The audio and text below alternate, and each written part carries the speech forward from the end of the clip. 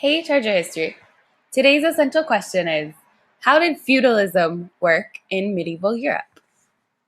You actually do need your notebook today, so please copy that essential question at the top of your notebook page.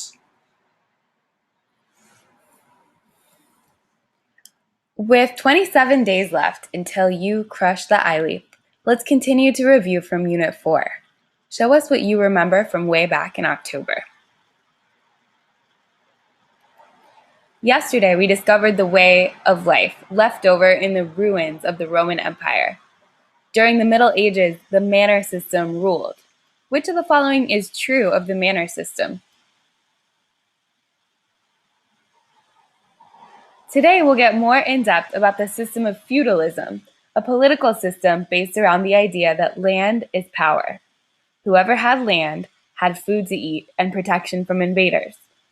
Follow along with your passage to see how feudalism worked in medieval Europe. Make sure to annotate to get that 100% in your practice grade today by circling keywords, underlining details, and summarizing each section. As a result of the constant attacks by the Vikings and other nomads, the governments of Europe were constantly under attack. Communities did not feel that their governments were providing adequate protection for them against invaders. The economies of Western Europe were in shambles, and trade routes were disrupted. As the monarchs of central governments lost power, a new type of government evolved, called feudalism. Feudalism began in France around 900 AD and spread throughout the remainder of Europe within 150 years. Please pause and copy this vocab word, feudalism. Feudalism is the system of government during the Middle Ages in Europe, and it's the idea that land equals power. Pause if you need more time to copy. Now, underneath that vocab word, please draw this shape in your notebook. You will draw the social structure of feudalism inside this triangle. Make sure that your pyramid has 4 levels. Feudalism began as monarchs started giving control of local territories to lords. These pieces of territory were the manors that we talked about yesterday. These lords controlled almost all aspects of life within their manors.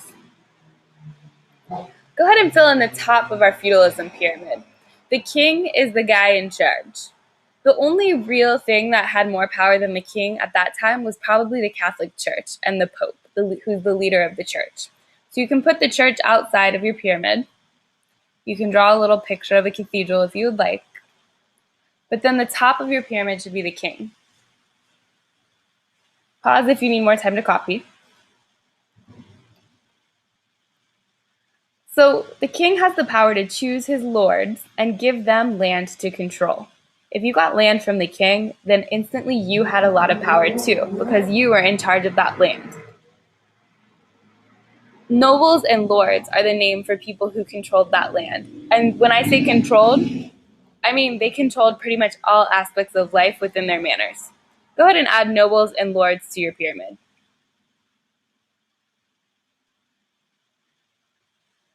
The lords pledged their loyalty to the king, and they promised to supply him with knights for his armies. The way they did that was through vassals. Vassals were people who served the lord in whatever way he needed, and they earned great respect in society by showing loyalty to the nobles. These vassals agreed to pay a tribute of knights to their lord in order to defend their lord's land, and also they agreed to pay a ransom in the event that their lord was kidnapped. Remember, life was pretty dangerous back then, so you needed these vassals ready to protect you. A vassal would also serve his lord during times of battle as a knight, and battle was very frequent. So knights enjoyed more freedoms and rights than peasants, but at the same time, their lives were always at risk. Go ahead and pause and add knights and vassals to your feudalism pyramid. Knights and vassals are sometimes used as the same thing, like they mean the same, but other times you might see vassal just talking about someone who serves someone else. So if you remember that vassals serve the lords, and usually they're knights who fight battles for the lords, then you'll be good. Pause if you need more time to copy.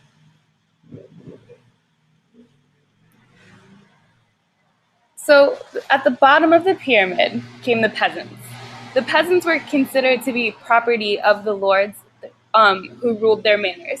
The peasants also sometimes were called serfs, and they, like I said, were owned by the lords, and the lords also owned all of the possessions of the peasants. The peasants worked for the lords, farming their lands and filling other necessary duties.